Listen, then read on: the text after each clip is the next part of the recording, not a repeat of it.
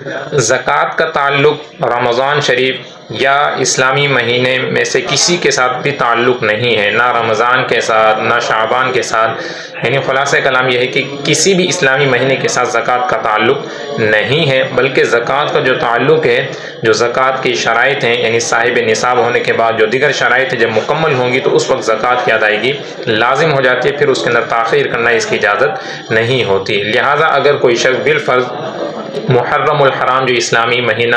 اسلامی لحاظ سے پہلا مہینہ ہے محرم الحرام، تو محرم الحرام کے اندر وہ صاحب نصاب ہو جاتا ہے اور اس پر جو دیگر شرائط بھی مکمل ہو جاتی ہیں زکوٰۃ کی، تو اس صورت میں پھر اس پر محرم کے اندر ہی زکوٰۃ کی ادائیگی یہ لازم ہوگی، اب تاخیر کرنا اس کے لیے شرعاً اس کی اجازت نہیں ہوگی۔ بعض حضرات جو ہے وہ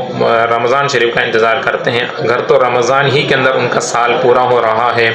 اور زکوٰۃ کی دیگر شرائط پوری ہو رہی ہیں تو پھر تو زکوٰۃ رمضان کے اندر زکوٰۃ کی ادائیگی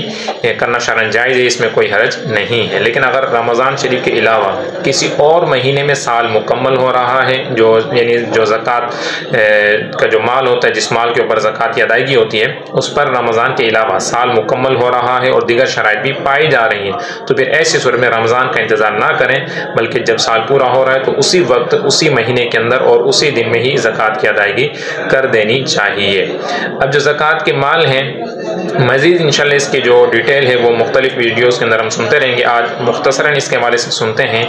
کہ چند مال ہیں کہ جن کے اوپر زکوٰۃ ہوتی ہے۔ نمبر 1، سونا اگر کسی کے پاس ہو تو سونے کا جو نصاب ہے 7.5 تولہ سونا ہو کم از کم، اور اگر سونا نہیں ہے، چاندی ہے کسی کے پاس تو 52.5 تولہ چاندی ہو، یا پھر 52.5 تولہ چاندی کی رقم کے برابر کسی کے پاس یعنی روپیہ پیسہ ہو یا پرائز بونڈ ہو یا مال تجارت جو 52.5 تولہ چاندی کی رقم کو پہنچتا ہو، تو پھر ایسی صورت میں اس کے اوپر زکوٰۃ یہ لازم ہوگی، اور پھر یعنی اس پر سال گزرنا یہ بھی لازم ہے۔ تو انشاءاللہ مختلف ویڈیوز کے اندر اس پر مزید گفتگو کریں گے۔ اللہ پاک ہم سب کو ماہ رمضان کا بھی ادب و احترام کرنے اور دیگر عبادات کو صحیح طریقے سے ادا کرتے رہنے کی توفیق عطا فرمائے۔